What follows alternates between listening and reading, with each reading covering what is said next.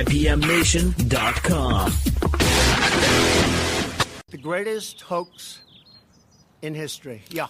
Thank you, Your Majesty. Is it true that you threw a tiny baby temper tantrum and stormed out of your infrastructure meeting after learning that Nancy Pelosi accused you of being, quote, engaged in a cover-up? I don't do cover-ups. This meeting was set up a number of days ago at 11 o'clock.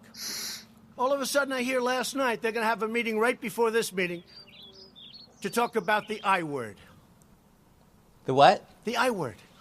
Impotent? The I word. Irrational. The I word. Idris Elba? The I word. Oh, impeachment. Can you imagine? Well, the whole thing with Russia was a hoax. And I will tell you, my lawyers say, you don't have to do this. You can use presidential privilege. You don't have to let your lawyers and all of your staff testify. Would you recommend it? Well, you can be transparent or you can be tight. sweetie, you seem riled up. Would you like a hard candy or maybe a ventilator? These people were out to get us. Well, if I may, Mr. President. Some days, Democrats can be a pain trying to circumvent. It's hard to be the fake president. What crazy sounds you make. Is it a substance that you're sniffing? Or could it just be a sinus thing? Life just ain't rosy. Nancy Pelosi's creeping on your TV, acting shady. Tried to drop Mueller, thought this was over. But she's got your number now, and you feel under attack. Just keep breathing and breathing and breathing and breathing. You know they might impeach. Keep on breathing. Just keep wheezing, seething, panting, screaming. Your teeth are falling out. Keep your teeth in. Presidential privilege. You clown and mess around, joking about subpoenas they give, invoking so much executive privilege. But now things got you down. Thought that your Fox friends would never cheat. Why they all crushing on Mayor Pete? Ooh, girl. They just dissed Donald. Now he's disgruntled. He's breathing like my old man's carburetor. Ew. He cries no fair and claims he's transparent. I guess you could say he's right, cause we see through him every time. Madam Speaker, dozens of House Democrats, along with multiple legal experts and my Aunt Linda, have found clear grounds for impeachment. Where do you stand? I don't think we should impeach a president for political reasons. How about just for fun? We have to see what the facts are. I mean, this is not a day at the beach. Let's hope that a level of maturity here will set in, because the American people expect results. Just impeach him, impeach him, impeach him, impeach him. Well, let me say... excuse me. They say the only way you can reach him is impeach him, impeach him, impeach him. But you know it's what they want. Just impeach him. Sir, you tweeted a video of Speaker Pelosi which was clearly doctored to make her appear drunk or impaired. Isn't that a cheap shot? What they've done is abuse. The President of the United States engaged in a cover. Oh, let's call Russia.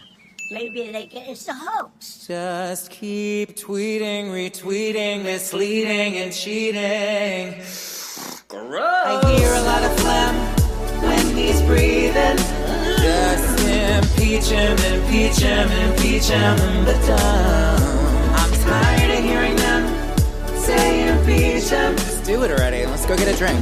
With your skies falling, just keep stonewalling. The hell is going on with his breathing?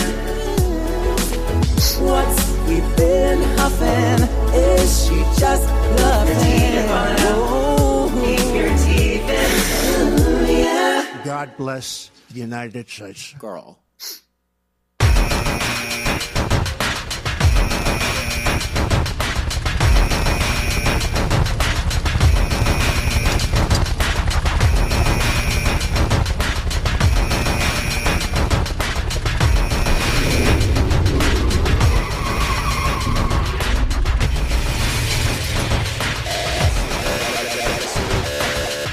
sequence starts. 10, 9, 8, 7, 6, 5, 4, 3, 2,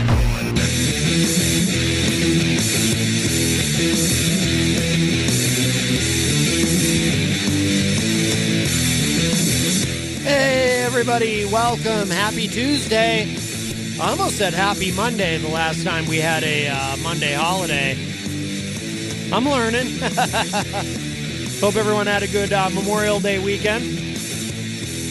It is Tuesday, May 28th, 2019, and this is Matt Connarton Unleashed, live on WMNH 95.3 FM, emanating from a sticky, muggy, rainy, wet downtown Manchester, New Hampshire. Of course, we're on Comcast 97, also in Manchester, streaming online at WMNHradio.org and on Facebook via Facebook Live on the Matt Connarton Unleashed Facebook page. And 603-250-6007 is the number to call. 603-250-6007. Fred, I did see the song that you sent me. Thank you. I'm trying to download it. Just lately, this MacBook that I have with this internet connection isn't always as efficient as I would like. This is a very old computer. Let's see. We have some folks in the Facebook live chat already. So I did mention Fred Bonig from the Daily Ripple. Rhonda is in there. Hello. Jeffrey M. Summa, which I think is a new name in the Facebook live chat. Maybe not. I'm not sure. Jenny is in there. Hello. Tony Petrello joins us. Let's see. So, as always, so much to discuss. I think I might be able to... Fred sent me this song, Shut the Devil Up by the Boxmasters, which is Billy Bob Thornton's band. Although if you ever discuss it with Billy Bob Thornton, don't ask him about his acting career while talking about music with him. Fred will get that reference. I don't know if anyone else will, but that's okay. It's good to have some inside jokes. Anyway, actually, I met somebody at I was at Rob Azevedo's gathering at the Bookery the other night, Friday night. I was only able to pop in for a few minutes, but it was nice to be able to go there and support him. And I met someone there who's a fan of the show. Her name's Sarah. Hello, Sarah, if you're listening. But she was saying to me that she feels like there's a lot of inside humor on the show. And I said, yeah, we're probably guilty of that. I said, but, that's why you have to listen on a consistent basis. You have to listen every day to every scintillating second of Matt Connarton Unleashed. Otherwise, you won't know all the jokes and references, as my voice begins to get hoarse already from the my allergy suffering. Oh, looks like I was able to download that song, so I will play that at the top of the hour. I opened with Scarecrow by John Mellencamp. I heard that over the weekend for the first time in forever.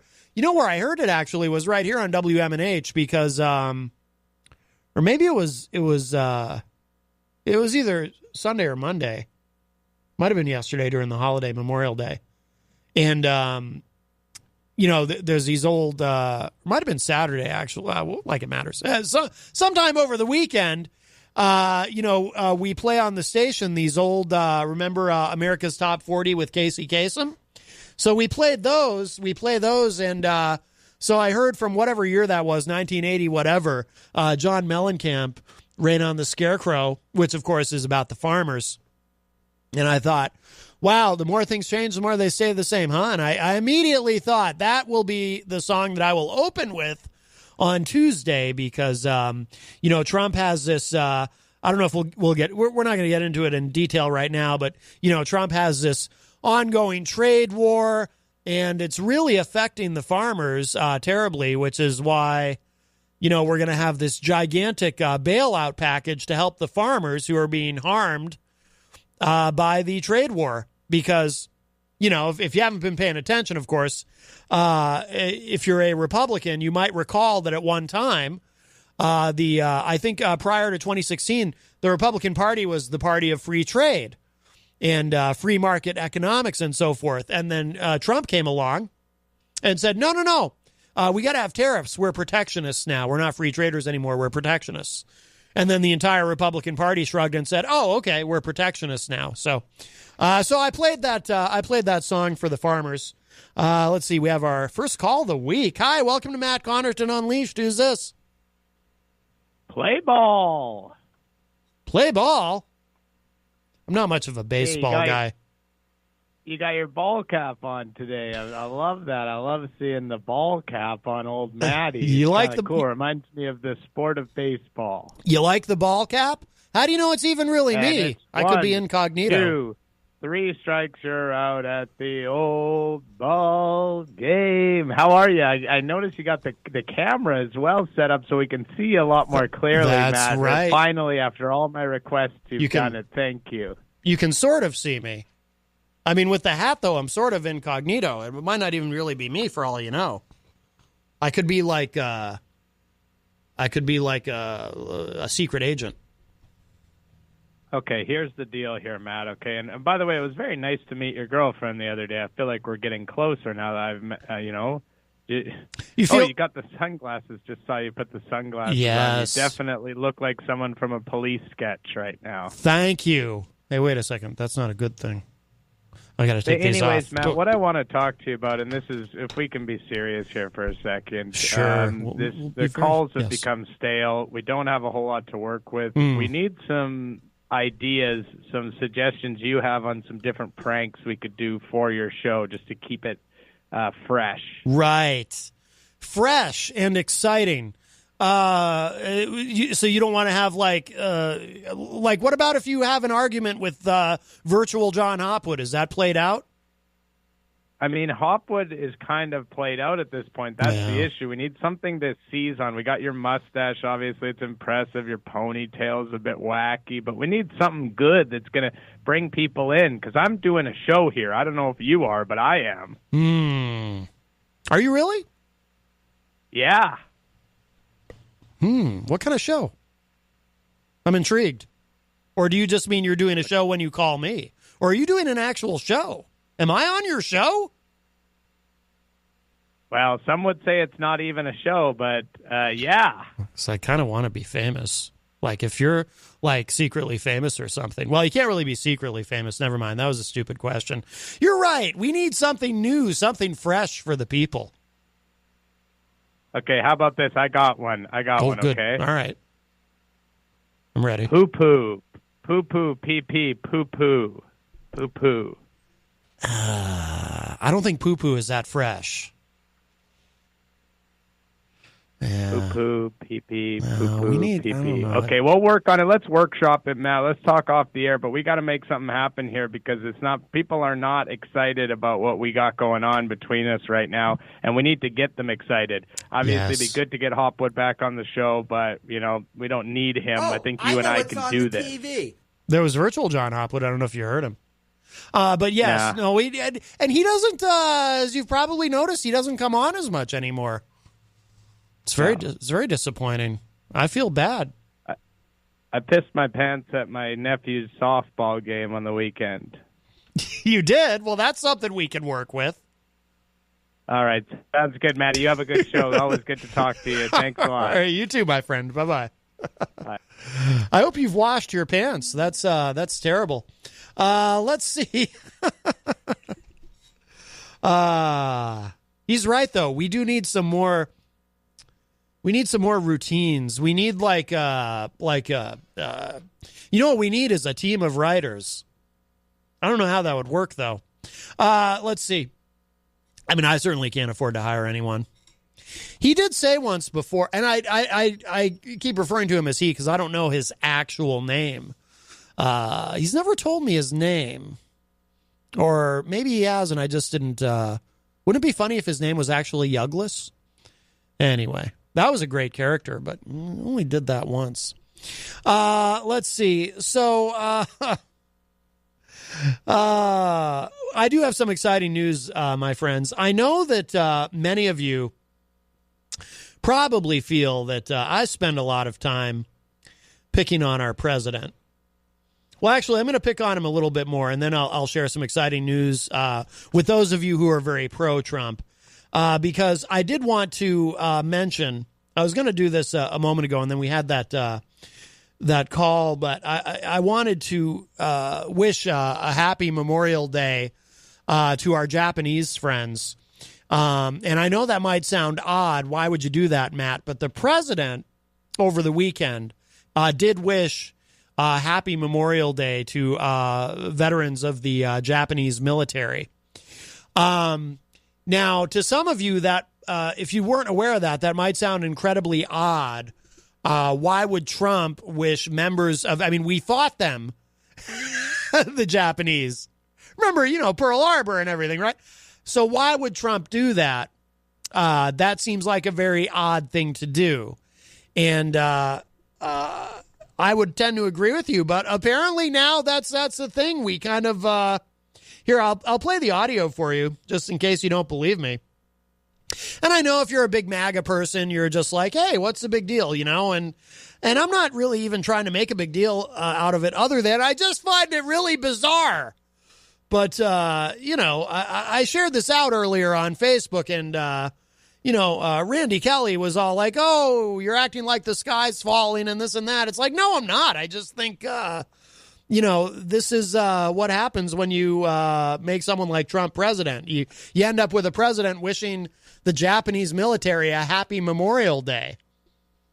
I mean, it is a little weird, and John Hopwood made a comment that Trump probably on Facebook, Hopwood made this comment that Trump probably doesn't know that we fought the Japanese.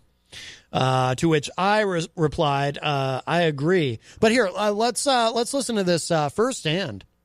Well, thank you very much, and I want to start by saying Happy Memorial Day. Happy Memorial Day. It's ありがとうございます。 great day. 最初にメモリアルデーおめでとうございますという言葉で始めたいと思います。 Thank you very much. And I have to wish you all a very happy Memorial Day, right? Memorial Day, very special back home, and I always like to be back in the U.S. as you do for that day, but we did a lot of great things for the last 3 days.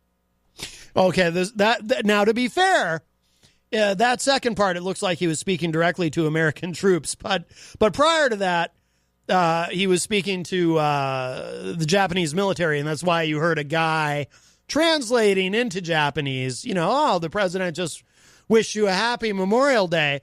And I wonder if there was any editorializing going on there with the translation. Now, for you MAGA folks, because I know you MAGA folks, you're sitting there, you're upset. You're going, why do I listen to this guy? He picks on Trump, our exalted hero. I understand. But I have some very, very good news for you to share. You've got nothing to fear in 2020. And here's why. According to my favorite website, and hopefully yours, rightwingwatch.org, Robert Henderson, who is a right-wing pastor and apparently is a frequent contributor to the Jim Baker Show. Y'all remember Jim Baker. He has claimed that he has secured Trump's election in the courts of heaven. Very exciting. I meant to give that an air horn. I'm rusty after the long weekend. There we go. Very exciting. Yes, Trump's victory is assured. He has already been assured victory. His victory has been secured in the the courts of heaven. I did not know, by the way. Now, this is very interesting to me. Because as I think most of us do, we all kind of wonder about the afterlife. What will it be like? Will there be good Wi-Fi? All that kind of stuff. Do I get free access to Hulu? How does it work up there or down there, depending on where you go? So, of course, my MAGA friends know they're going to heaven, clearly, and I'm pro-choice, so I will be in hell for eternity. I'm quite certain of that. But I did not know that heaven had any sort of court system per se, but apparently it does. It says here, today's episode of The Jim Baker Show featured an interview with right-wing pastor Robert Henderson, who claimed to have interceded on behalf of Donald Trump in the courts of heaven. Can you believe it? During the Republican primary in 2016, and was directly responsible for Trump being elected president. You have this guy to thank, this Robert Henderson guy. Henderson, who was on the show to promote his book, Prayers and Declarations That Open the Courts of Heaven, warned that those who dare to oppose Trump are actually fighting against God. Well, that's terrible. Now, again, I wouldn't think that heaven would have a court system, but apparently it does. But then again, I suppose if you think about it, right, you know, you've got angels who get a little rogue. I mean, that's how we ended up in hell, right? With, Lucifer, he was an angel, I guess. It's been a long time since I've been to church, my friends. I'm trying to remember all this. I did go to a Catholic school from grade 2 to grade 8, so a little bit's coming back to me here and there, but I'm not exactly what you'd consider a master theologian. Anyway, let's listen to some of this audio. Very exciting, and I'm going to go ahead and drop the link to this in the Facebook live chat also for those of you who are listening on the Facebook, because, again, if you're concerned about 2020, fear not. Apparently, this man has already assured that there will be another victory for Trump. So let's give this a listen. That's 4 stages of judgment that will come upon anybody that becomes a party to saying we're casting off his bonds and removing his constraints. And, of course, that's what they're doing with President Trump. Yes. They're actually saying we don't want him. And that's what's so deadly about that is that he's God's choice. He's God's choice. And God said, I set him. Yeah. They can try all day long to remove him. They will. Well, we have to stop for a moment. Now, something I'm concerned about with all this. I understand that Trump is God's choice and so forth. And he is Trump clearly is a very godly man. I mean, I don't know if, being with the porn star while his wife is home with their newborn baby, if that's really the most godly thing, but whatever. Hey, I mean, a lot of these, Jim Baker himself, the guy whose show this guy is on, I mean, he had his own dalliances with porn stars and whoever else, and he's clearly a very godly man. He's Jim Baker. So we won't worry too much about that. But whenever I hear about how Trump is God's choice and how much God loves Trump and Trump is God's favorite, who I feel really badly for is Ronald Reagan, Ronald Wilson Reagan. Because prior to Trump, it was my understanding that Reagan was God's choice. Like, I always imagine, going to heaven. And again, I know that won't happen because I'm pro-choice and I'm pro-gay marriage, and et cetera. But I always imagine, going to heaven and getting to go into God's office for the first time. I imagine there's some sort of discussion. At some point, that's why they use that phrase, meet your maker. You got to sit down with the big guy, maybe go over some things, what his expectations are for you now that you're in heaven, how to stay out of heaven's court system, how to avoid trouble. But I'd always kind of imagined, like, you walk in there and, like, behind his giant desk, there's maybe a big American flag, because everyone knows our country is God's favorite. Israel, a very, very close second, of course.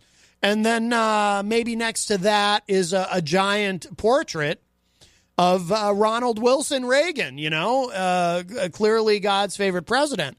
But I'm worried that Reagan has been displaced. And I just wonder how he must feel, I mean, I'm an empathetic person. And if there's a spirit of Reagan floating around up there in heaven, I just, he must feel as though he's been sort of not cast out. Certainly, he would never be cast out, but sort of pushed aside a little bit. Or at least he will be once Trump eventually ascends. All right, let's listen to more of this. Will not remove him. God said, I set him as the president, and they can fight and they can curse and they can do all that they want. The problem is they're fighting against God. Right. They're fighting against God. Yeah, Right. That's and God says, look, okay, in March 2016, I was in Germany, and it was in the heat of the Republican primary, and there was like 10 or 12 people still in it. And all of a sudden, I have a dream. I'm in Germany, and Donald Trump calls me on the phone. And he says, I need for you to do a conference for me on July the 6th to shift things concerning my campaign, to shift things so that I will win. And so...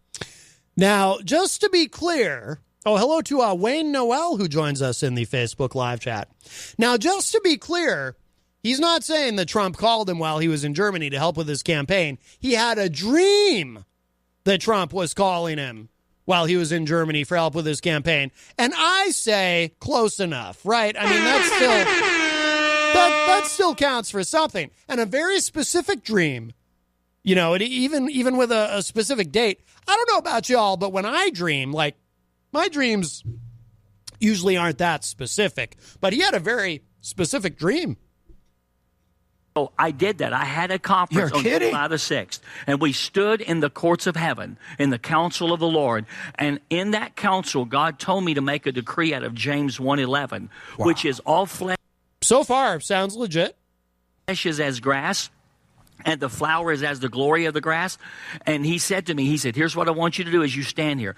I want you to decree that Hillary Clinton's campaign is as grass and that she is as the flower of the grass. And oh, my. I don't know what all this talk about grass has me concerned. I assume these folks oppose legalizing cannabis. Hello. Oh, my goodness. Hi, you're on the air. Who's this? Did he ever dream that he was dreaming that he was in Germany, or was he actually in Germany? That's a great question, John Hopwood. I believe what he's saying is he was in Germany, but he was having the dream while he was in Germany. But I think he was dreaming that he was in heaven. What is that music? I'm at a graduation. Why? Whoa! Who's graduating on a Tuesday? It's for what would you call them? Something to do with services. Okay. Let's just end it at that. Hey, I can't. I have to hang up now because everybody's staring. But all right. Well, thank you for the great just call. Just remember, when you're talking about Trump and Ronald Reagan and God, that Lucifer was God's favorite. Oh, all right. Oh, and he hung up. All right. Well, that's the very good point. But Lucifer ultimately ended up being a bit of a disappointment, I think. And, well, all right. I got to back this up a little bit, by the way, because I don't quite follow what this gentleman in this clip is saying about. So he had the dream, and then there's something about grass and Hillary Clinton and, like, God told him Hillary's ass is grass or something, and he took that to mean that he was supposed to do something in heaven's court. I'm very confused by all of this. I don't know if any of you are. I'm going to back this up a little bit. Maybe I'm just a little slow. I don't know. Let's see. That was rhetorical. Of the Republican primary, and there was like 10 or 12 people still in it. Okay. And all of a sudden, I have a dream. I'm in Germany, and Donald Trump calls me on the phone. Mm-hmm. And he says, I need for you to do a conference for me on July the 6th to shift things concerning my campaign, to shift things so that I will win. And so I did that. I had a conference on July the 6th, and we stood in the courts of heaven, in the council of the Lord. And in that council, God told me to make a decree out of James 1:11, which is all flesh is as grass, and the flower is as the glory of the grass. And he said to me, he said, here's... I just want to interject and say, none of this sounds the slightest bit insane to me. And I'm not being sarcastic at all. This all sounds completely reasonable. What I want you to do as you stand here, I want you to decree that Hillary Clinton's campaign is as grass and that she is as the flower of the grass. And the burning, searing, exposing heat of God will come and bring exposure, and she will wither away, and Donald Trump will be the president of the United States. And we did that, and that's exactly what happened. Wow. Well, that's not exactly what happened. I think she lost the election. I don't remember there being a burning and a withering away. Oh, my goodness. That's very, very descriptive. Oh, that's the end of the clip. I don't know. Maybe he was. Maybe he meant hyperbolically. But interesting. So he's basically taking credit again. Just so you know, because you MAGA people, you owe this guy. You owe him. He made sure. He went to the court of heaven and made sure. Robert Henderson is his name, so he should be your hero. Well, after Donald John Trump, of course. Hi, welcome to Matt Connarton Unleashed. Who's this? Hey, before Kissy's got her diploma, so everything's kosher. Oh, good. I said I'm going to the men's room. Hey, I distinctly heard him say he dreamt he was in Germany. He dreamt he was in Germany. No, he said. Now, is he saying? He said he was Germany in is Germany. heaven? And the other thing, I don't think he's saying that. Is he God? No, he wouldn't say something like that. God. He wouldn't say something like that. That would be blasphemous. Hey, tell virtual John Hopwood to shut up. Shut his cake hole. Oh my goodness! I can't believe. Grow up. Grow up. Live in the real world, right? Yeah, virtual John Hopwood told you, John Hopwood. Virtual John Hopwood. We've had many discussions about that. Just hang up. I think I do. Wow. Well, Jesus, buddy. Virtual John Hopwood disagrees. Oh, yeah, I came close to F-bombing there. I'm going to hang up. This guy's too rude. All right, John. All right, John Hopwood leaves us again. Apparently, he couldn't handle virtual John Hopwood. I only fart when the woman is outside of the dining. Well, he is a bit vulgar at times. Anyway, so there you go. Robert Henderson, he's the one who made sure that that Trump was elected. And let's see. Oh, hello to Roy Taylor, in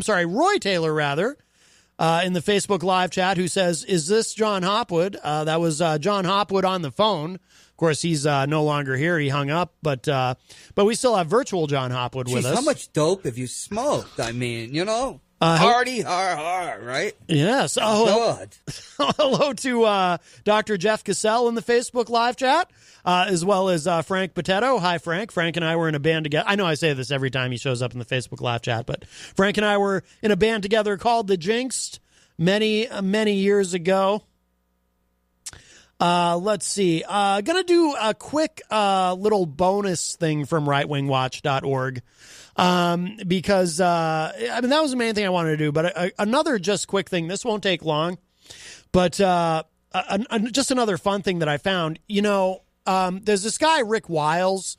He's another sort of right-wing religious broadcaster that we feature a lot on the show because he has a lot of very interesting theories about things. And they're sort of outside the realm of the sort of typical sort of, conspiracy theorism that you find lately.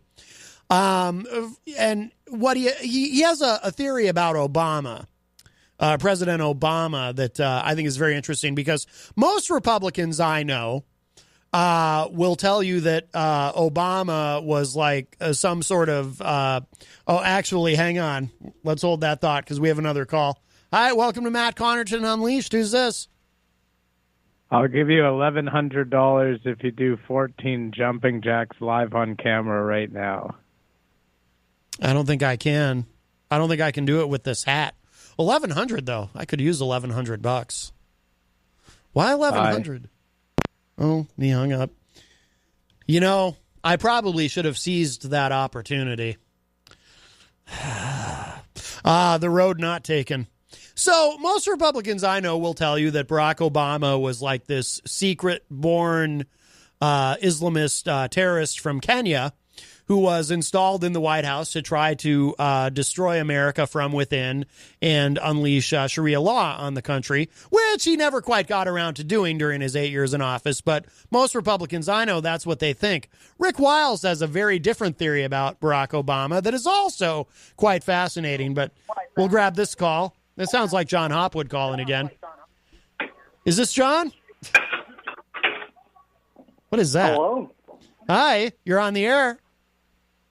I can't find my pants. You can't find your pants? Did you leave them in Germany? Who is this? Did he hang up? Did I hear a click? Yeah. John can't find his pants. Well, I hate being bored. Well, virtual John Hopwood is no help. Oh, Fred says in the Facebook live chat, wait, Obama was the Antichrist, right? Yes, a lot of Republicans believe that as well. But so I'm going to share with you Rick Wiles' theory about Obama. This is pretty fun. I happen to find this. Oh, wait, here it is. Here's the audio. I'll just play a little bit of this. I think there's a strong possibility that Barack Obama was a British spy who penetrated the American election system, and that we had an MI6 spy in the White House for 8 years. And Hillary Clinton was supposed to replace him, and the whole plan went south, and Great Britain wanted to get rid of Donald Trump. And install Hillary Clinton in that seat. Yes. Well, they couldn't get her in. The only way it could have happened after the election would have been that the Electoral College would have refused to seat Donald Trump and give the election to Hillary Clinton. But after that, they knew it was lost. Right. So that sounds reasonable. I mean, certainly no more unreasonable than that Robert Henderson guy just taking credit for Trump's entire election. Oh, Fred in the Facebook live chat said in regard to Henderson there being the guy who helped Trump win, with the court of heaven and whatnot. Fred says, with the help of millions in Russian advertising and more targeting with the help, and micro-targeting rather, with the help of polling data from Manafort, I guess God needs help. Seems a being that created the universe is pretty inept to lose the popular vote, just saying. Well, that's a great point, Fred, but let's not discount that Henderson was in Germany and he had a dream. And he got to speak to Trump through his dream and whatnot. I mean, that's powerful stuff. Look, Fred, I think we can chalk it up to this. The Lord works in mysterious ways. Or that's the mystery of it. That's what my dad used to say to me when I was a kid, when I would start asking too many questions because things just didn't quite make sense to me. Dad would say, well, that's the mystery of it. It's like, yeah, it's a lot of mysteries here, Dad. A lot of mysteries with this stuff. Hello to Christian Cunard in the Facebook live chat. So anyway, Barack Obama may have been a British spy. That's a much kinder assessment of him than some other Republicans will offer. That's for sure. I wanted to get to... there's always so much going on at once. Well, let's do some good news. Strong labor market boosts U.S. consumer confidence. Unemployment continues to be rock bottom. I'll tell you what, here in New Hampshire, where I'm broadcasting from, of course, the great city of Manchester, unemployment's almost too low. Well, not almost, it really is. I mean, there's a real labor shortage here. A lot of businesses, particularly in food service, I'm noticing a lot of restaurants can't seem to find and retain enough help, and it's causing a struggle. But the economy is strong. I mean, no one can deny that. Strong labor market. Well, unless maybe you're a farmer in the Midwest who's getting crushed by Trump's trade wars and these tariffs. But overall, Charla Purvis in the Facebook live chat says, Jenny, a new fan. Well, hello, Charla Purvis. That's a new name I haven't seen in there before. Consumer confidence jumped in May as households grew more upbeat about the labor market, suggesting the economy remained on solid ground despite signs that activity was slowing after being temporarily boosted by exports and a buildup of inventories. The surge in confidence reported by the Conference Board today came despite an escalation in tensions in the 10-month trade war between the U.S. and China, which sparked a sharp sell-off on Wall Street. It mirrors strength exhibited by another sentiment surveys in the Middle East of this month. Economists said the strong readings likely did not fully capture the impact of the trade standoff between Washington and Beijing. The cutoff date for the Conference Board survey was May 16. The U.S. raised existing tariffs on $200 billion in Chinese goods to 25%, which we, the taxpayers, get to pay when we buy those goods, but which I think is why the Republican Party used to be for free trade until Trump came along and said, no, we're protectionists now, and everybody shrugged and said, okay. Except Chuck Grassley. He didn't shrug right away. Chuck Grassley, senator from Iowa, he actually waited a couple weeks, and then he finally shrugged and said, okay. Yes, Mr. President. It's your party now, clearly. Let's see. So that tariff, there's someone outside is, I don't think the mics can pick it up. Somebody outside is just laying on their horn, and it's annoying. I have the windows open. It's very muggy here. All right, so tariffs went from to 25% from 10% on May 10, prompting Beijing to retaliate with its own levies on American imports. So that's what happens when you do this. Everything costs more. Tim Quinlan, a senior economist at Wells Fargo Securities in Charlotte, said, quote, so there was at least some time for the recent escalation in the trade spat with China to factor in, but at this stage, consumers are nonplussed, unquote. Well, that's good. The Conference Board said its index of consumer attitudes increased 4.9 points to a reading of 134.1 this month, climbing up to levels seen last November when the index was hovering near 18-year highs. Economists polled by Reuters had forecast the index rising to 130 this month. It gets into some other numbers here. I'm bad at math. Too many numbers get me all confused. So we're going to kind of skip down a little bit, just some bullet points here. House prices are slowing. Jennifer Lee, a senior economist at BMO Capital Markets in Toronto, said, quote, as long as job growth is strong, that is the green light we need to keep consumers moving along, unquote. There's more here. I will drop this into the Facebook live chat. Like I said, I don't like to get too into the weeds with this stuff because I'm bad at math. And then I start to get confused. So, Mueller is denying Robert Mueller. You might remember Robert Mueller? The Mueller team, this is from Mediaite, this is today. The Mueller team is denying Michael Wolff's claim that the special counsel drafted an indictment of Trump. Michael Wolff, of course, you might remember, he had that best-selling book, Fire and Fury. And, as that book was, once the book was out and was being promoted and he was going on all these different shows. Oh, Hopwood texted me, says, your economist misused the word nonplussed. Once he started doing the media rounds, it started to come out that maybe his book was a little bit loose with some of the facts, that some of the various characters in the book were sort of composites of, people. I mean, obviously he doesn't use direct quotes from specific people because everyone who talked to him off the record, right? But there may have been certain things that were attributed to certain people, but actually were said by other people and this and that. So there were a lot of questions about credibility.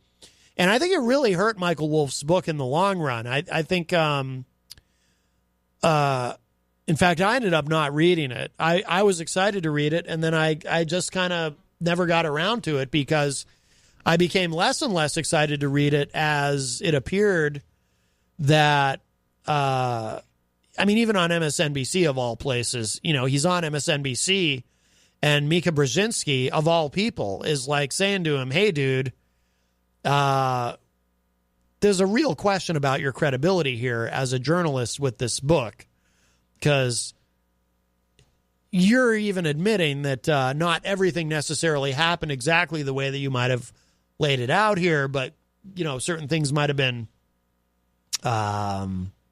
sort of pumped up for effect and whatnot. And there was one interview. Oh, I wish I could remember who it was. It was with someone I wasn't familiar with, but he was being interviewed by someone. I'll try to find it. I bet I could find it online. I'll see if I can find it on YouTube really quickly. And if I can't find it really quickly, I will share it another day. But there was one interview that he was doing where he acted like all of a sudden his earpiece wasn't working because the interviewer, I think it was somebody else on MSNBC, Chris Hayes or somebody, whoever was interviewing him was asking him a question, questioning a specific incident in the book. And all of a sudden, Michael Wolff, when the questions get a little too hard, he starts acting like he can't hear the interviewer, like his earpiece isn't working.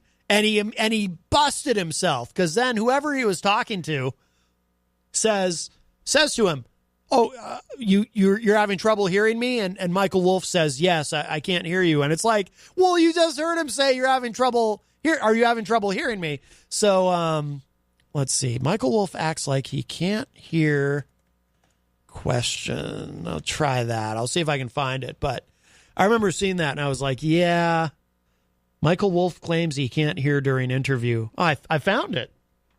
Here, let me get to it's going to be toward the end here. Okay, so it was an interview with the Today Show in Australia. Wow, not even close to MSNBC. Here we go. And to an intractable problem. And that's what he came up with. Let's give every teacher a gun. You said during a TV interview just last month that you are absolutely sure that Donald Trump is currently having an affair while president behind the back of the First Lady. And I repeat, you said you were absolutely sure. Last week, however, you backflipped and said, I quote, "I do not know if the president is having an affair." Do you owe the president and the First Lady an apology, Mr. Wolff? I can't hear you. Just last month, you said you were absolutely sure that the president was having an affair, and now you say that he is not. I'm not getting anything. You're not hearing me, Mr. Wolff? I'm not getting anything. We were hearing each other well just before. You're not hearing me, Mr. Wolff? Do you hear? I'm not. Mr. Wolff was hearing me before, but he's not hearing me anymore. So it looks like the interview may be over. Michael Wolff's book, Fire and Fury, Inside the Trump White House, is out now, and he is about to take off on a speaking tour. So I think we will leave it there.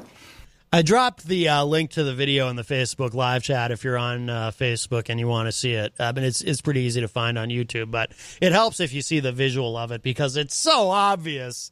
Because he had been on Morning Joe on MSNBC, and Mika Brzezinski was asking him because Michael Wolff had claimed that Trump had an affair with Nikki Haley, who at that point, of course, was UN ambassador, and Mika called him out on that. I mean, to her credit, she's like, "Well, you have nothing to substantiate that, and you said it, you put it out there, and then you backpedaled on it. What's going on here?" And then it got to be a pretty hostile discussion, and I think I don't think Michael Wolff walked off, but I think they ended the segment on pretty unpleasant terms, and I don't think Michael Wolff ever went back on the show. So anyway, this is from Mediaite. Fire and Fury author Michael Wolff is back with a sequel to his 2018 bestseller, and in it, he makes an explosive claim about an action special counsel Robert Mueller strongly considered taking against President Trump. But it's an action that the Mueller team is firmly denying. According to The Guardian, Wolf claims that Mueller drafted an obstruction of justice indictment against Trump before ultimately deciding not to proceed with it. The indictment, according to Wolf, would have charged the president with 3 counts, including witness tampering, witness retaliation, and corruptly influencing a pending proceeding. The Guardian reports that it viewed documents relating to Wolf's claim, yet Mueller spokesman Peter Carr denies the very existence of these indictments. And we have a call. Let's grab this. Hi, welcome to Matt Connarton Unleashed. Who's this? $11,000 for 2 jumping jacks live on cam. 11,000 is that? Oh, and that. But he hung up. I was going to accept that. 11 grand? I just don't know. Would that have been American money or Canadian? Because he's from like Idaho, Canada, or something. I don't know. Well, it's, up north. Let's see. So Peter Carr, Mueller's spokesman, said the documents that you've described do not exist. Wolf claims that the draft indictment alleges that Trump began obstructing justice in the first week of his presidency.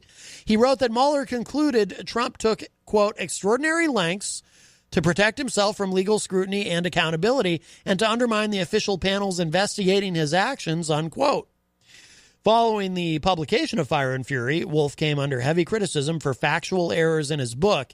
He later says he considers himself, quote, barely a journalist, unquote. I didn't know he said this. And believes that his job, quote, has nothing to do with truth, unquote. Okay. Well, I can't wait to read that next book. There you go. Let's see. We'll get one more thing in before we hit the top of the hour. I saw something. Yeah, let's do this quickly because it relates to a song that I want to play.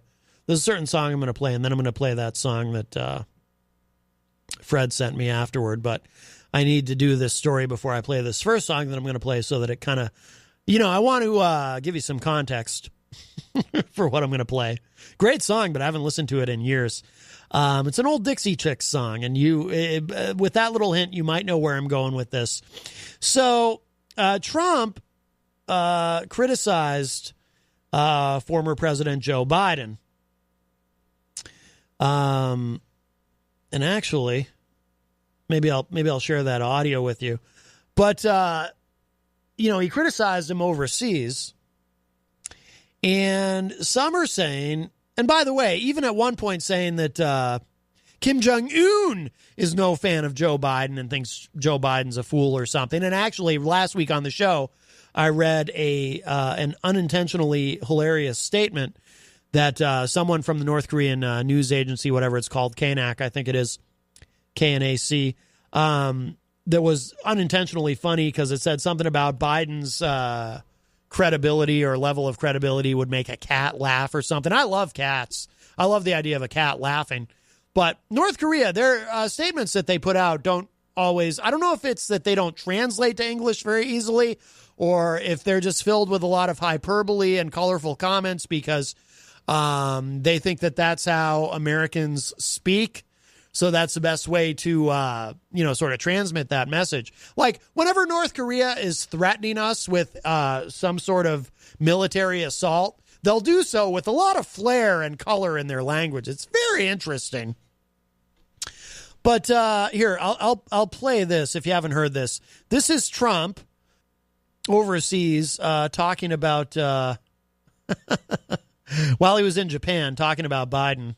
It kind of reminds me and others of something else that happened during the George W. Bush administration.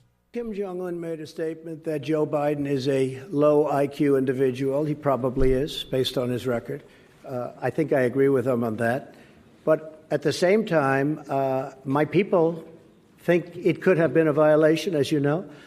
I view it differently. I view it as a man, perhaps he wants to get attention.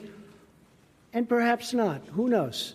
It doesn't matter. All I know is that there have been no nuclear tests. There have been no ballistic missiles going out. There have been no long-range missiles going out. And I think that someday we'll have a deal. So I don't take sides as to who I'm in favor, who I'm not.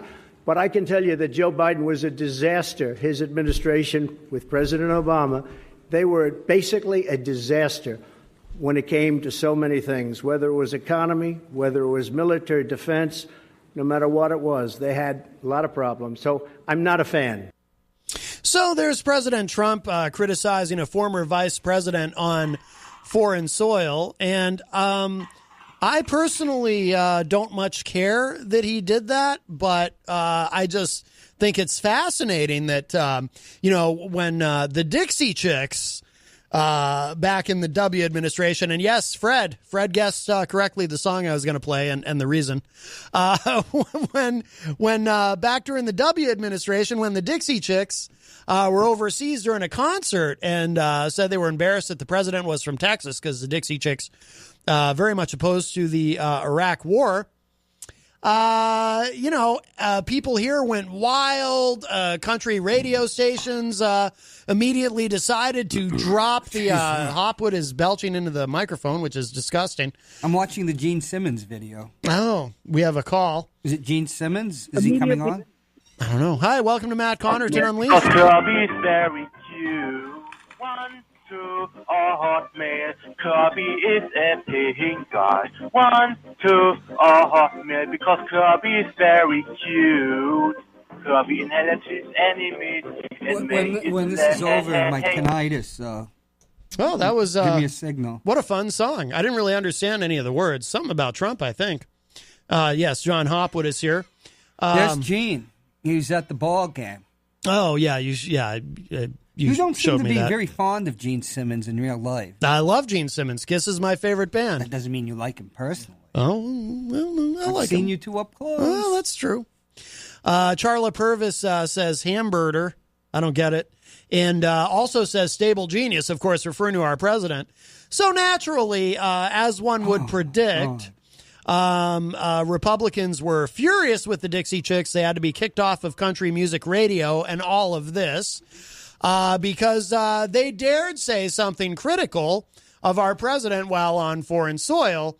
But, of course, Trump ripping on Biden and siding with Kim Jong-un against the former vice president is perfectly fine. Because, as always, partisanship trumps, no pun intended, I promise, absolutely everything else. Hi, welcome to Matt Connarton Unleashed. Who's this?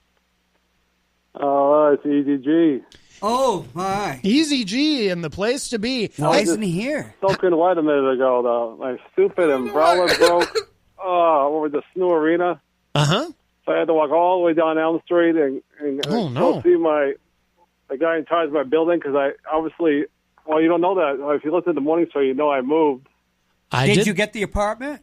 The new place? Oh, I thought it was not an apartment, it's a room. It's a smaller room, but... You got your own so much better. bathroom. But anyways, I was so mad because I got soaked. My feet were soaked. That's the stupid umbrella just cracked in half. I don't know why. Well, yeah, definitely something to cry about, definitely. But anyways, my feet I hurt thought I'd too. drop by the library because I haven't been to the library since, probably a week. I was busy moving, and then the library was closed Saturday, Sunday, and Monday for the holiday. Wow. And I reached out to Amanda McCarthy and Tom to see if they could come on the show, and I didn't see no message on there, so thankfully she was on Facebook. Which show? So I can make an announcement on your show that she will be coming back to the morning show, Peter White Morning Show, on June 11th. Why doesn't she come on this this show? Why doesn't she come on Matt Connarton Unleashed? Yeah. Because Scumpy's he's really busy favorite doing show. gigs and stuff in the afternoon and evenings. Who does a gig at 4 in the afternoon? What is she? EZG? Well, is she on the nursing home circuit? And then I went to Might the have been Rob doing Azevedo the, show, and I saw Matt, the Earth Matt. That was a fun time. You went to And Rob Azevedo didn't have a show last week. To Katie Dobbins, as you know very well, Matt. Yes. And she's going to make her debut on the morning show on August 5th. But they can't make their debut on MCUIA? Well, Katie Dobbins has been on this show. Amanda's never been on this show, but I've She's interviewed her. Been on the Rob Azevedo show twice, but hasn't been on the Peter White Morning Show. And what is MCUIA to you? Chopped liver? Yeah. Chopped clams, clam strips. Jesus, buddy. Yeah. You call up, it's like he's taunting you, Matt. I know. When are you going to put Easy G's name on your hat? Oh, maybe then he'll finally become my entertainment reporter. So one final word, another shout out to my new best friend, Ed Murphy.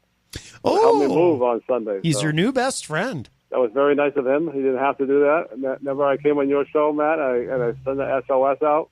Yes. And he was able to make it at the last minute because he thought he had to work till 4. And I said, Sending out an SOS. So I had a big crowd of people. And I have to send out an SOS. I just got the paper post out to him because I wasn't We Facebook need friends 2 with him. pair. So later on, he's going to post Bib a photo overalls. of the whole gang to help me move. And That's I would say exciting. my father was there, the king of all farts. Was he there, So your you've never been father? on Facebook before, so and Peter, I said, yeah, you have the permission to show it on your page. Were you at church? So Were you once at I church go back on to the library Sunday? on Thursday, I'll post that photo for everybody to see. I didn't see you at church. Somebody. I didn't see you at I'm not church, just saying Easy Lenny G. Bruce or something. And, So that will Get a be better fun routine. to see that. I didn't see you at church, Easy G. I was there. Oh, I I wasn't. didn't see you. Yeah, I was down somewhere else. Maybe that explains why. Well, no wonder. Although, since It was I very low attending because it was a holiday weekend. since I stopped going on Norm's show, I lost my remote viewing capabilities. Have you ever been So on Peter Norm's White's show? listening to your show there. Obviously, he's heard my big announcement. So Are you there with go. Peter White? You're with Peter White right now. Does he have bib I don't know if overalls? he's listening. We need 2 But sets I'll of let you bib guys overalls. go and have a good rest of your show. Enjoy the rain. What do you think of Hee Haw? Hey, we need Elizabeth Ropp and I are running as a joint team for Alderman at Huge, and we both need bib overalls. You'd think there would be bib overalls in Manchester, but there aren't any bib overalls. Got to get them online. Yeah, but those are expensive, Matt. I know. We need bib overalls. We're going to do a Junior Samples Hee Haw routine. Oh, wonderful. For our speech announcing our candidacy. Well, that's very exciting. Do you Very know who exciting. Junior Samples was, Matt? I have no idea. You don't? Oh, but we have a and call. And you claim you are Mr. Americana. Yes, I do, actually. Literally, yes. Niggas in my butt. Oh, niggas in my butt. Oh, niggas in my butt. Oh, I'm going to hit the dump button on that because it was hard to understand, but I think there was a bad word in there. Let's see. Let's take a break. We're going to play this song in honor of course, President Trump trashing a former vice president. I mean, no, I'm kidding. Of course, in honor of the Dixie Chicks. Did you ever work out about Germany? What about it? Is it heaven? Gott im Himmel. I'm sure. I'm sure it's heavenly. Yes. All I right. have these lovely pictures of the maggots that you could put up on your site. Right. Oh no, they're slugs. All right, here it is, the Grubs. Dixie Chicks, and then I'm going to play that Boxmaster song that Fred sent me. Stick around, more Matt Connarton Unleashed coming up.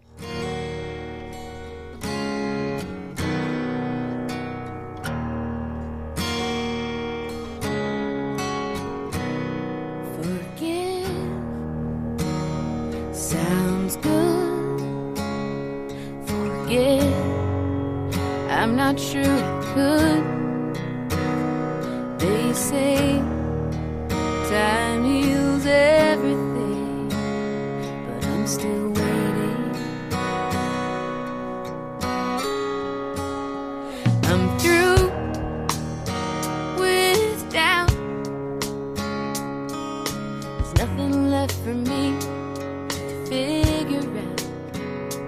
I've paid a price, and I'll keep paying. I'm not ready to make nice. I'm not ready to back down. I'm still mad as hell, and I don't have time to go round and round and round. It's too late to make it right. I probably wouldn't if I could, 'cause I'm mad as hell. Can't bring myself to do what it is you think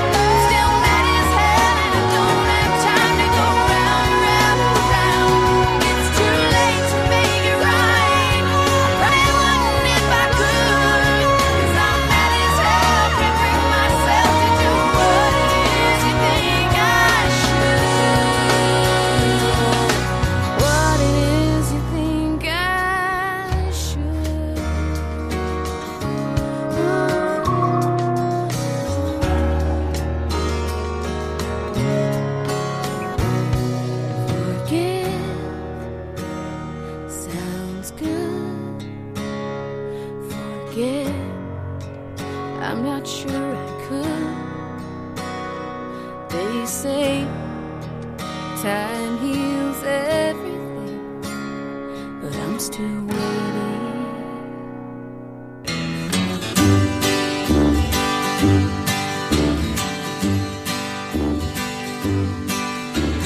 Who knows where we'll go, or who's a friend, or who's a foe. No one wants to let the record show. What seemed like comedy was always tragedy. Can we cure this malady?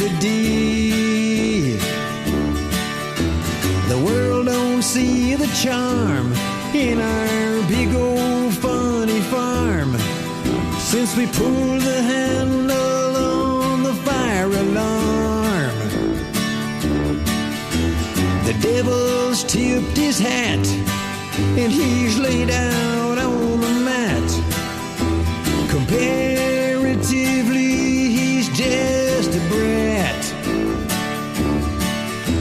The corks seem pretty snug on the bottle of the drug, but we still pulled it out and took a slug.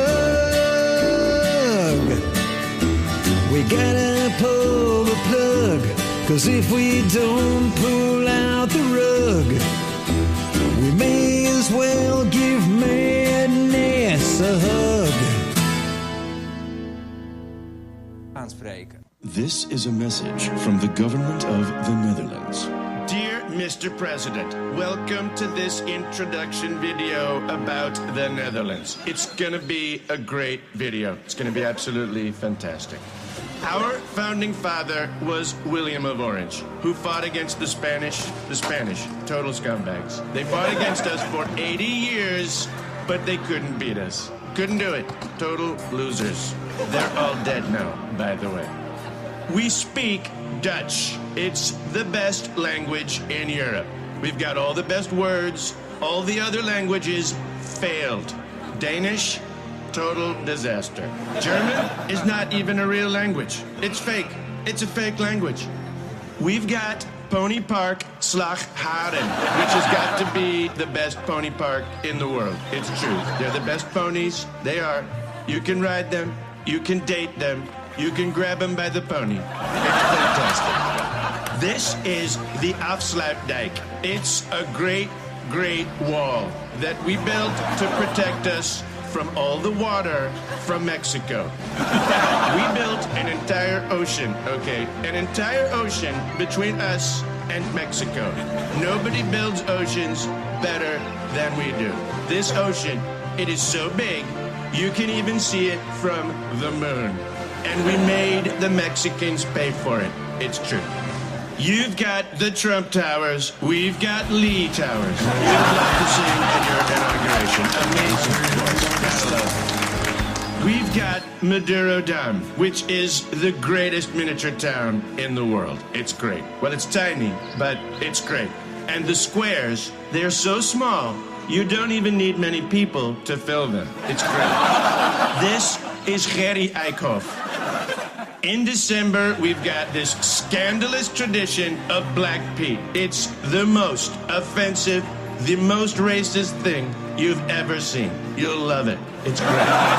We also have a disabled politician for you to make fun of. Her name is Jette Kleinsma. She's from the Ministry of Silly Walks. You can do a great impersonation of her.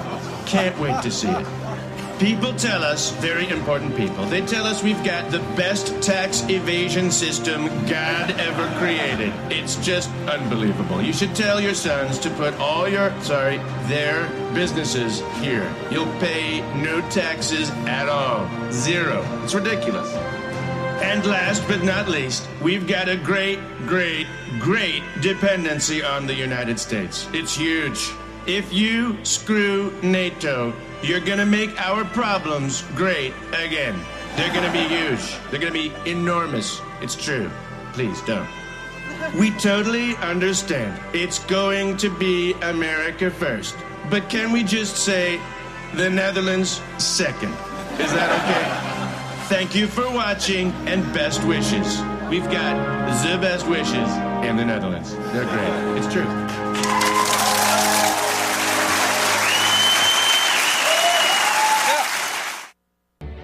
So many great CEOs wanted to speak on my behalf, but I decided to go with the one who showed up. My Pillow's Mike Lindell. Hey, I'm Mike Lindell, and I make pillows. I support this president, and you should too. Great, Mike. Thank you. Oh, I got more. Like Trumpy here, I have the classic American success story. 2007, the coroner declares me dead, and just before they roll me into an unmarked hobo grave, I snap to, headbutt SOS against the roof of that pine box, and thank God the gravedigger's headphones weren't working because he ripped me out of the ground. And Okay, any questions? Any questions? Not about crack.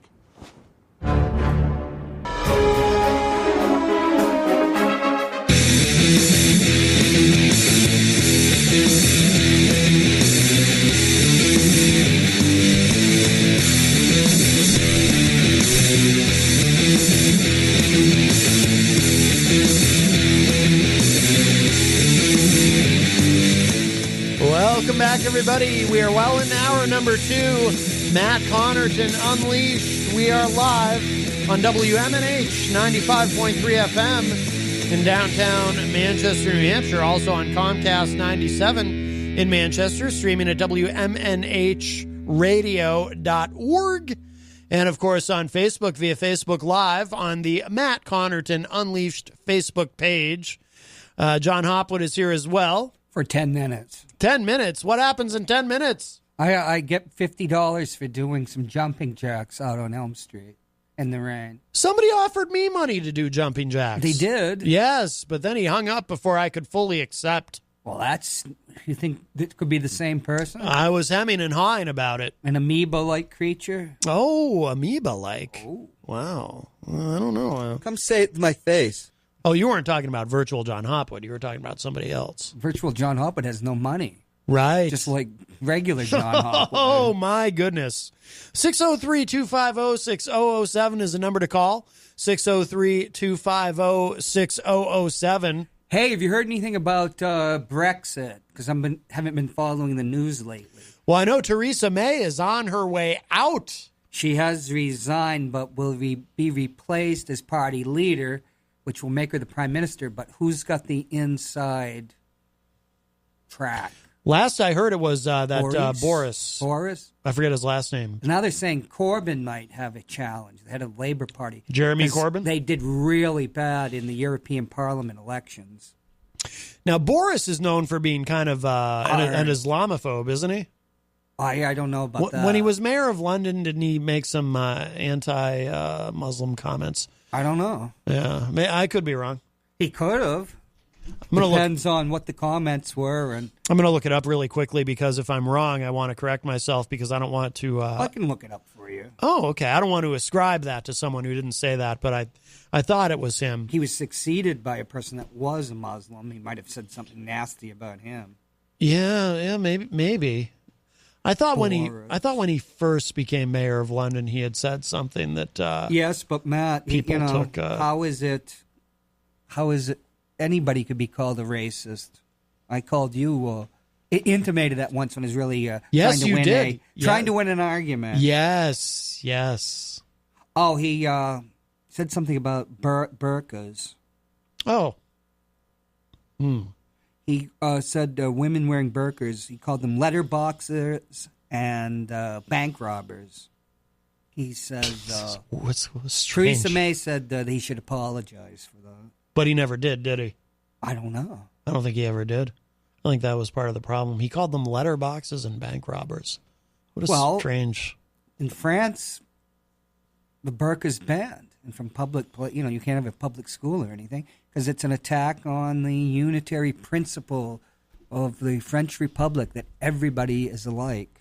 Oh, yes. Did you hear earlier? I was talking about that guy, Rick Wiles, often plays audio when you're here. He was saying that Obama was actually a British spy, speaking of the UK. So it's finally out, huh? When he was born in Kenya, of course, he was a British subject. Ah, It all makes sense. It all fits together. I think he's going to be one of the godfathers to my cousin Archie Mountbatten. Oh, Barack Obama is? Yes. Wow, very exciting. But the rumors that Michelle Obama are a man, those are completely false. Right. Well, yeah. Yeah. Yeah, that was always one of the meaner things that obviously people say about the Obamas. The person that anybody that said that has never met her. Right, yeah. Yeah. Well, I mean, the line between me too, baby. During the Obama administration, I feel that's when the line became so blurry to almost be non-existent. That line between conservatism and conspiracy theorism, where basically, like if you ever look at any of the polling data of like when Republicans talking about Obama being a secret Kenyan-born Islamist terrorist who was installed in the White House and whatnot, it wasn't secret. Well, the thing is, if you look at next thing you're going to say that we went to the moon, Matt. Oh my goodness. People like to think that that was a fringe thing in the Republican Party, but then if you look at polling data, you'd see most Republicans actually believed that. Jack Kimball, who was head of the New Hampshire Republican Party at one point, I remember he hasn't been on my show in a long time. He was on my show back when we were upstairs in the other studio. Who was Jack Kimball? Jack Kimball.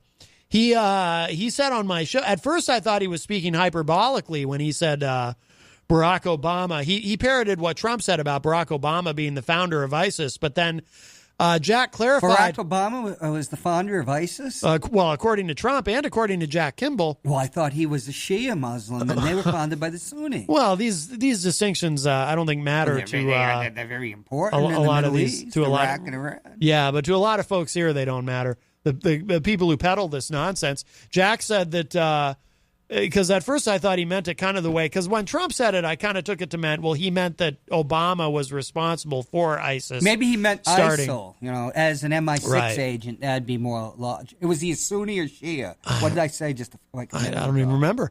But then Jack said Neither do I. Jack said no, he was actually speaking literally. And so Jack Kimball said on this show that Barack Obama was personally financing ISIS. Barack Obama? I didn't know he had all that much money. But of course, the Queen, according to Jack MI6.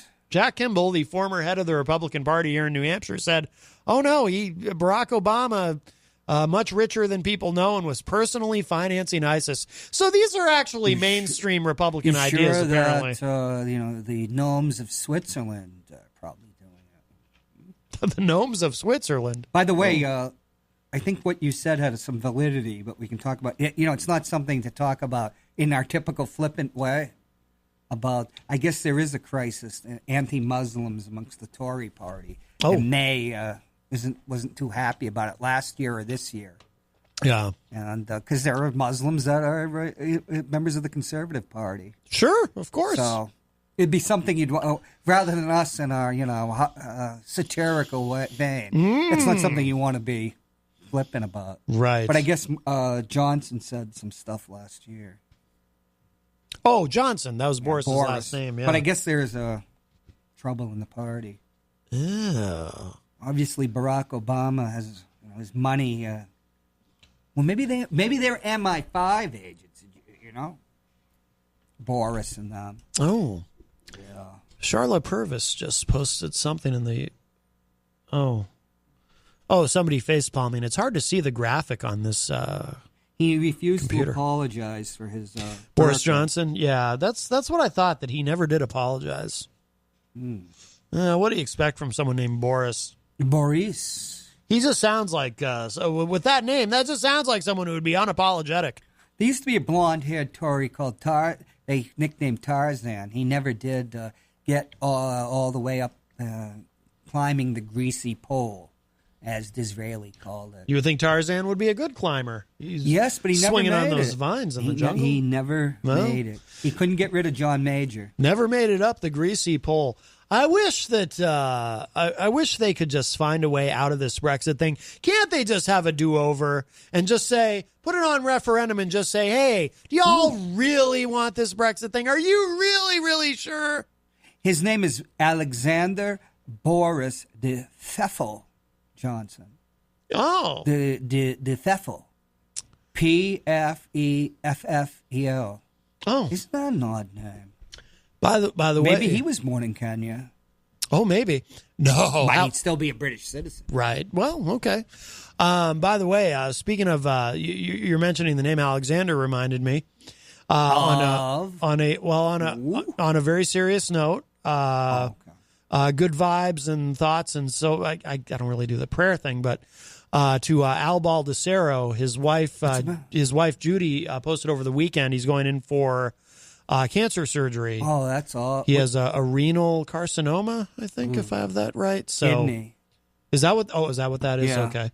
So, so we hope Al's okay. And he's a tough guy. Yeah. So he's got that going for him. 24 years a Marine. Yep. So Al, of course, made national headlines campaigning for Trump.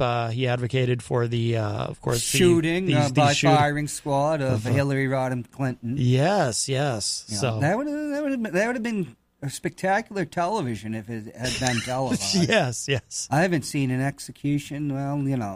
My entire lifetime. Yeah. My great grandfather did. He saw a public hanging in England. Oh, really? Oh, wow. Well, we no longer have the death penalty. Didn't the Senate do it in? I don't think they've gotten to that yet, have they? Uh-oh. Last I knew, the House voted to override the governor's veto, but I don't think the Senate had taken it up yet. So if it hasn't happened, it probably won't. Right. Yeah. But but Al, I mean, I have to say, I mean, Al Baldessero, he's definitely said a lot of things that have horrified me, but I like him very much personally. So I hope the best for him. I could have said something satirical in no way related to Al or yourself, but I restrained myself. Basically because my meter just expired and I have to get going. You got to go do those jumping jacks, and then you'll have plenty of money to put in the meter. Yeah. Oh, yeah. All right. And I have my show tonight. Jim O'Connell plug your is the show. guest host. I didn't want to do the show, so I figured I'd invite Jim on, and I just can put myself on cruise control. Well, wait a minute, though. So you're still going to be there, though? Yeah. So how is he guest hosting if you're still there? He's not really guest hosting. Well, he's your guest. Even when he's on as a guest, right. He takes over as host. Right. Oh, so you're confident he can kind of fill the hour? Won't he run out? Oh, geez, we just have one. Won't he run out of things to talk about? Oh God! If that happened, I think the whole sky would come crashing down. Yes. Oh yeah, and the War Falcons. We were going to discuss that, but you and your irreligion. Yes. You Yetis, the jealousy and the envy that drives you. Maybe that's why you're green tinged, your fur. I just don't know if I can believe in a God that would elect Trump. Well, Montu had nothing to do with that. Montu, the war falcon of Egypt, who's now manifest and spread his wings over the Queen City. Well, maybe I can believe in Montu. Why not? He's other names, Horus. I like the name Montu. Montu, sometimes Mentu, but I think that's a type of breath mint too. Oh, you're thinking of Mentos. It was Mentos. Yes. Yeah, that's. I think that's very different. Yes. But I like the name. It's been a long time since I've looked at the hieroglyphics. But I like the name Montu. Did you ever study hieroglyphics? No. We used to draw in calligraphy. When I was at the Catholic school, which would kind of look like hieroglyphics a little bit. We actually had to learn how to... We didn't just learn cursive. We actually learned how to draw calligraphy. Well, that usually comes like in special classes, like art or something. Oh, you had with the little tails and stuff? Little tails? Well, when you do like a C and then you have like... Oh, yeah. Oh, yeah. I love that. When you have the Rio pen... They made us, not only did they make us do it, but they made us do a lot of it, and I don't know why. Did they beat you if you didn't get it right? No, it wasn't that kind of, no, there was no beating. When I think of the word beating, I think of the beating wings of Montu and the beating heart that when you, on the day of judgment after, well, Yetis don't have hearts technically, But, Homo sapiens sapiens, they weigh the heart. Mm-hmm. You've seen in the great temples of Egypt, they're weighing the heart, and then there's a feather on the other part of the scale.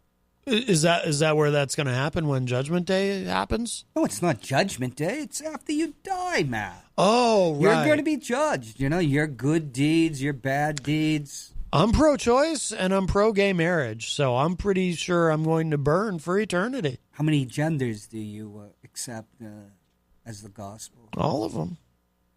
See, I'm doomed. The polymorphous perversity of Yetis. I'm going to burn in hell.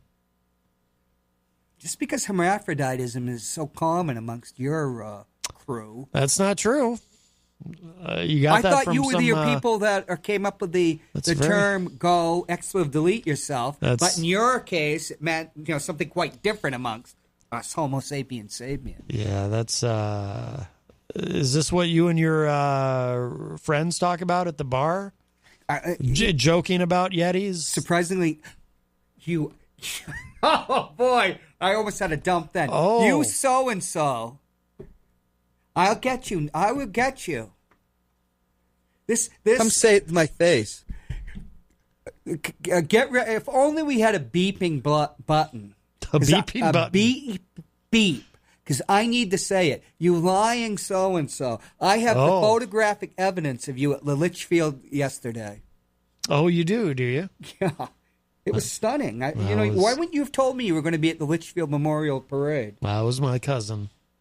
Was not. Did I send you the picture? No. The Litchfield Memorial Parade?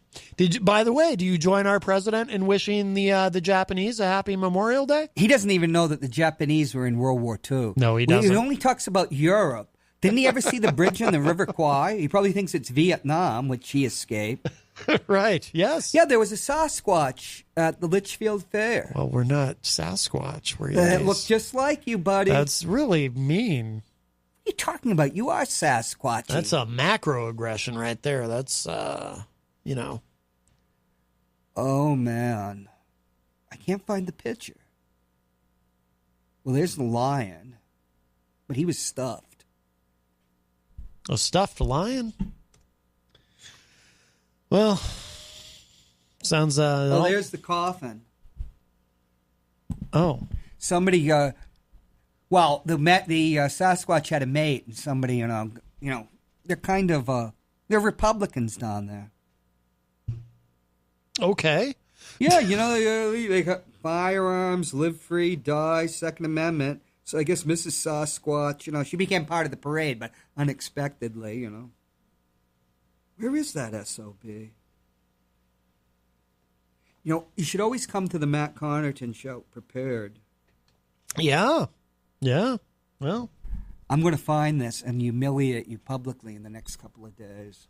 How do you feel about... There are markings. There are markings that can reveal that it was you. Well, we'll see. We'll feel see about that. What?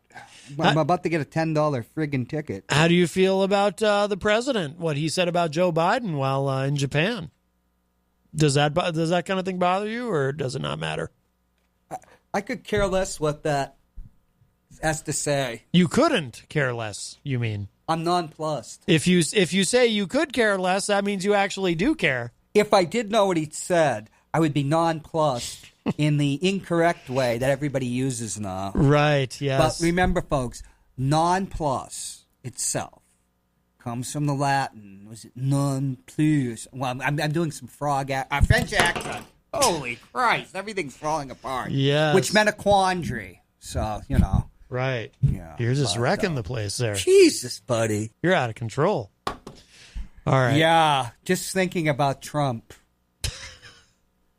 You love his when's tariff Bruno stuff. Sarducci going to call in? Is it Sarducci or Scarducci? I haven't heard. It's Sarducci. I haven't heard from Father Bruno in a I while. hear he humbled Peter White, and he's considering, repenting. He's trying to lure me back to the church.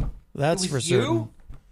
I thought it was Peter he was luring back to the church. No, he was with candy and brightly colored knickknacks. No, he was very upset with Peter White though, because that's our Peter. He won't give in. That's He's right. not a two-faced Yeti. Bye. Bye. All right. John Hopwood is leaving us, but be sure to tune in tonight. Ward 13 on TV 23 tonight at 6 p.m. You got that, Charla? Charla Purvis, if that is your real name. Tonight at 6 p.m. on TV 23, Ward 13 with John Hopwood. Give him a call live on the air. Now, what is this? I'm getting a very strange text message here. Okay. I had a text message that doesn't quite make sense. All right, so we got about 20 minutes left in the show. Give us a call if you'd like, 603-250-6007. Reuters is reporting that the Revolutionary Guards chief in Iran is claiming that Iran has sapped the U.S. capacity for war. Well, we've always got capacity for war. We're a war-based economy. Let's see. Iran's absolute power in its region has sapped the capacity of arch-enemy the United States to wage war against it, the commander of its elite Revolutionary Guards said on Tuesday, according to a semi-official Mer news agency. He was speaking a day after U.S. President Donald Trump said he was not seeking regime change in Iran following moves to beef up U.S. forces in the Middle East, and that a new deal on Iran's nuclear program was possible. I didn't realize Trump had said that. I'm glad to hear him say that he's not seeking regime change and that a new deal is possible. I would have preferred that we not walk away from the previous deal. Let's see. Major General Hossein Salami, or Salami. It's probably not Salami. I don't usually, pronounce foreign names as though they're some sort of cold cuts. That was completely by mistake, I can assure you. And I'm a stickler for pronouncing things correctly, whether it's Paul Cormier or Kim Jong-un. I always like to say things correctly. It's probably Salami. It looks like it could be salami. That'd be funny if it's salami. I don't think it is. Let's see. So he said, we have been able to empty the enemy's capacity for war. You see the decline and crash of the enemy's speech, unquote. That's interesting. Boy, that's almost as interesting as when the North Koreans say insulting things about us, and they get very colorful. Oh, hello again to Rhonda in the Facebook live chat. Saw her in there earlier. It looks like she may have left and rejoined us. Or it might just be that Facebook is being the way Facebook is sometimes. Let's see. He also said, the general whose name is not Salami, he said, quote, today, Iran is an absolute power of the region. Because of this, it is not afraid of the enemy's threats. Today, America has been defeated in its political philosophy, unquote. Trump appeared to soften his tone toward Iran, saying he believed it wanted to make a deal, crediting heavy U.S. economic sanctions against the Islamic Republic. He said, quote, we aren't looking for regime change. I just want to make that clear. We are looking for no nuclear weapons, unquote. That's reassuring. Tensions have risen between Iran and the U.S. after an attack earlier this month on oil tankers in the Gulf. Washington, a close ally of Iran's regional rival Saudi Arabia, blamed the attacks on Tehran, which denied the accusations. That whole thing made me very concerned. It was starting to feel a little bit Gulf of Tonkin. I was worried that we were kind of looking for an excuse to get into a war that I think would be a pretty bad idea. Let's do this quickly because we were talking about Trump in Japan. So this is from thehill.com, 5 takeaways on Trump's Japan trip. So Trump spent Memorial Day weekend in Tokyo. As we said, he wished the Japanese a happy Memorial Day. Very nice. Let's see, where he was Japan's first state guest since the enthronement of the new emperor. Oh, that's right. I forgot they had a new emperor in Japan. That deserves an air horn. Trump received the red carpet treatment from the imperial family, took in a sumo tournament, and golfed with Prime Minister Shinzo Abe. But the president was often fixated on the same topics that have consumed him recently in Washington, launching attacks on Joe Biden and weighing in on nuclear tensions with North Korea and Iran. Here are the 5 takeaways from the president's visit to Japan. And the first one is pretty noteworthy. Trump contradicts ally on North Korea and his own national security apparatus, as he's done in the past in a number of instances, whether it's North Korea, whether it's the Russians.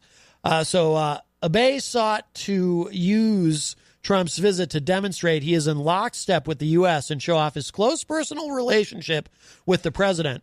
But Trump broke with his host on perhaps the most critical national security issue facing both nations, North Korea's nuclear program. Trump said during a joint press conference that he was not personally bothered by Pyongyang's short-range missile tests, which Abe recently called extremely regrettable and a violation of the United Nations Security Council resolution.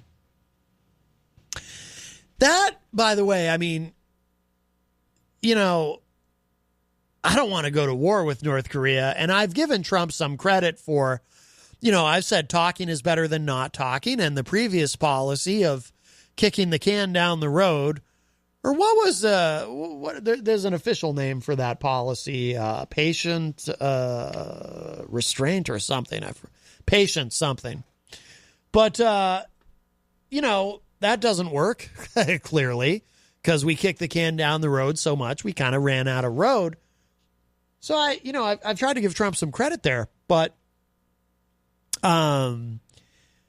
this is going way too far the other way when North Korea goes back to testing missiles, you know, because even when things seem to fall apart, and after that last summit, when Trump and team walked away, Hopwood just texted me and said, speaking of Gulf of Tonkin, referring to what I was saying a minute ago about Iran. But, you know, when Trump said, you know, sometimes you have to walk away, you know, he's not ready to Kim Jong-un isn't ready to make a deal with the U.S., etc. Trump reminded everybody, but, hey, remember, there's been no more missile tests. And even now, there's no more missile tests. Well, now the North Koreans are back to testing missiles. And Trump saying he's not bothered by it, that's being a little too nice. I mean, it feels like, too, and look, as you know, I'm no fan of John Bolton and his very frightening mustache, Steve, because I feel that Steve, not only does he control the actions and words of John Bolton, I feel, but and Steve would love to, you know, to be at war with everybody. You know, Trump's national security team is saying, yeah, this isn't good. They're testing missiles again. You know, so, and Trump, I mean, it's almost like Trump is locked in a constant game of good cop, bad cop with his own national security team. And I'd like to think that that was a strategy. You know, Trump is always talking about how he has this great personal chemistry with Kim Jong-un. They fell in love. Kim sent him this, forgive me, my allergies, and I'm out of water, but we're almost out of show. Kim had sent him this wonderful letter, this lovely letter and all this. And, but meanwhile, I mean, this isn't, doesn't it seem like we're backsliding here if they're testing missiles again? You know? Maybe it's time to hurry up and have a third summit and get something on paper that says they're not going to do that anymore. Anyway. So everyone thinks it's a problem except Trump. Pyongyang testing these short-range missiles. So the president's comments also contradicted the view of his own national security advisor, John Bolton, that's what I was just talking about, who agreed with Abe that the launches violated missile test bans. See, that's not something you can really spin or dispute, right? So if you're Trump and you're saying you're not bothered by it, it's not like I think Trump wants you to think, well, okay, so maybe they're acting up a little bit, but it's no big deal. But you can't dispute that they're violating the ban. Clearly, like there's no way to kind of spin out of that, right?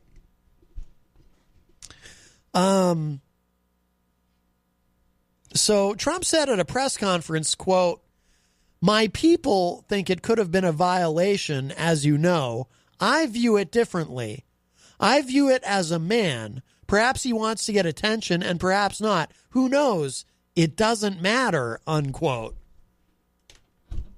Really? Hi, welcome to Matt Connarton Unleashed. Who's this? Hey, I can see why Norm finally canned you as his co-host on the Community Corner. How dare you? It wasn't called Community Corner when I was his co-host. Come say it to my face. Virtual John Hopwood's on my side. Well,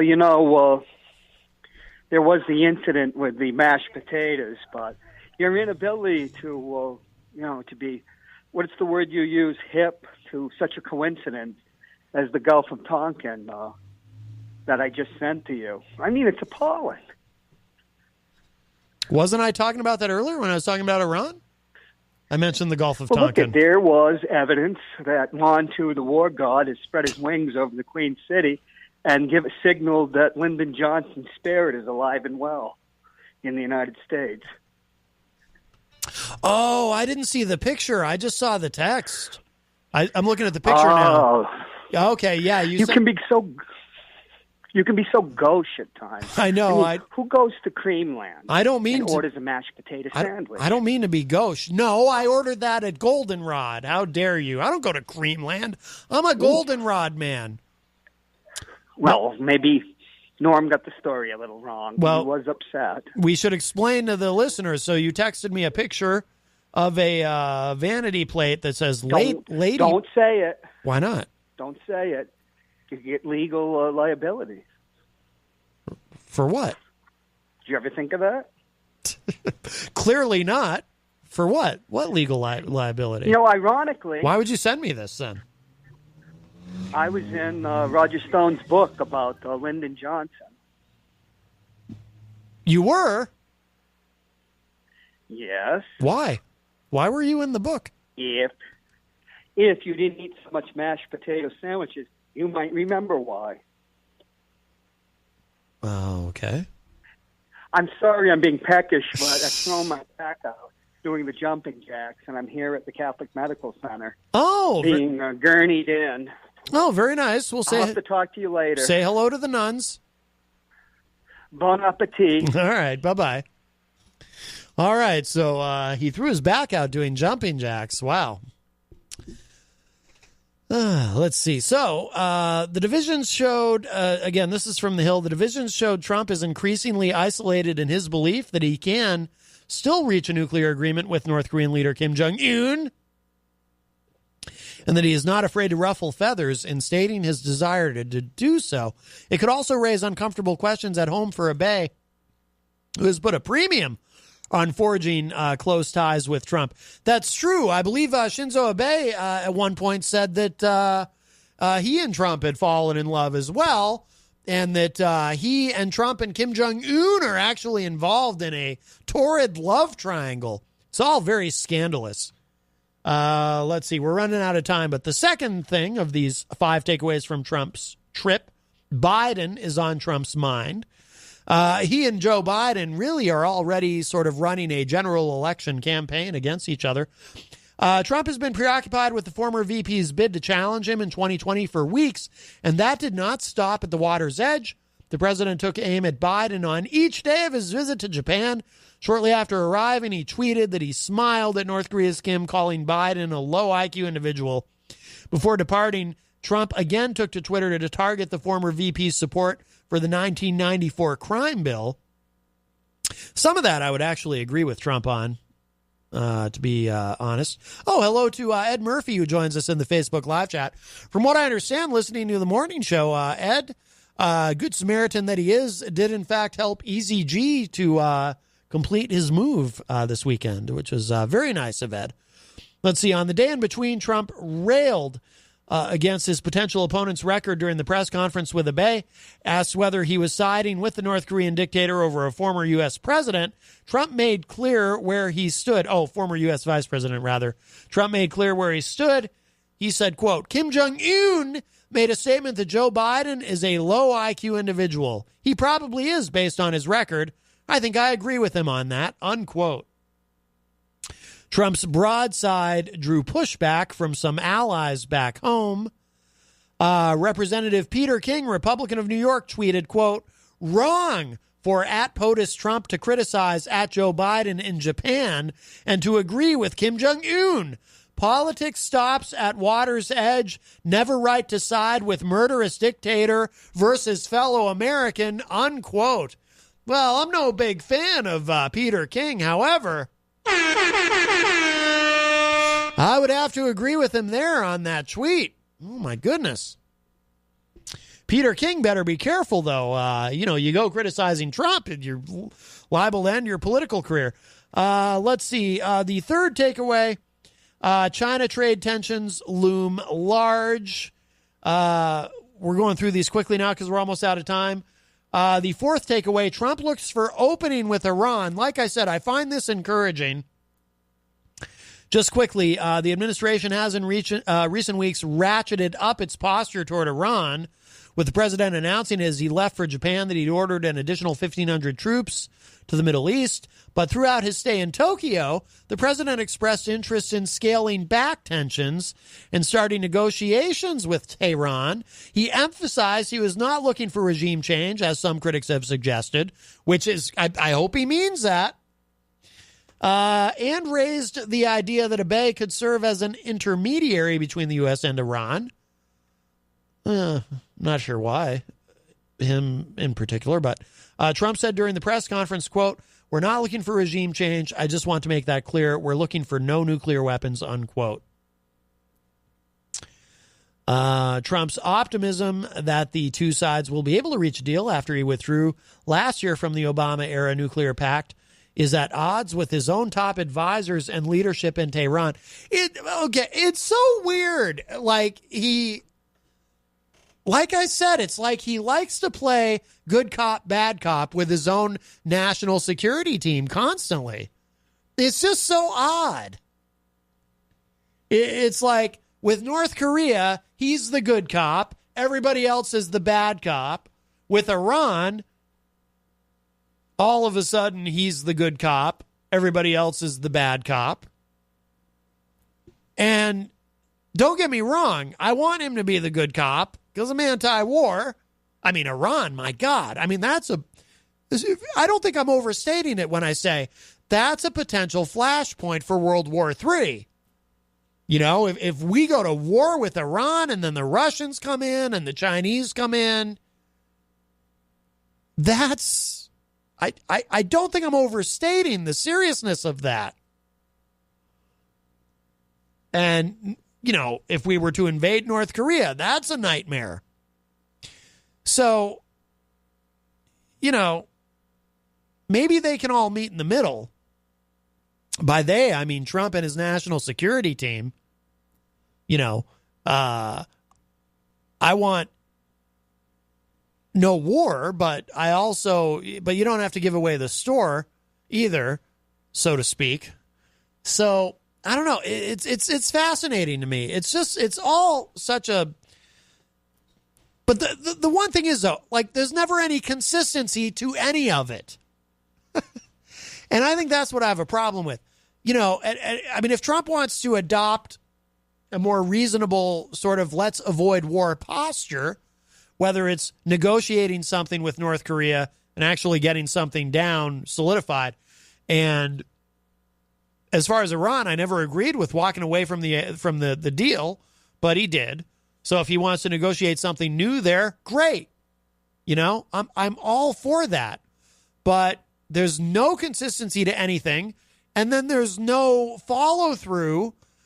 What happened to getting out of Syria? And I saw some we didn't get to it. We're out of time. We didn't get to it today, but I'm still worried about something going wrong there in any situation where we're there and the Russians are there at the same time and we're at odds with each other. You know, there's a lot that can go wrong there. Speaking of potential flashpoints for World War III. And I thought Trump said we were getting out. What happened? Everybody just forget? Nobody even brings it up anymore. It was months ago he said we're getting out, and then we didn't get out. Now nobody even brings it up. I thought we were going to draw down in Afghanistan. How many times has he said that? And then it doesn't happen. So I want consistency, and I want some follow-through in the right direction. So, and you know what? Our allies would probably like that as well. Okay, we are definitely out of time. Thank you, everybody. And if you missed any part of today's show, it'll be up in just a little bit at WMNHradio.org. And we are completely out of time. I will talk at y'all a little bit later. Bye.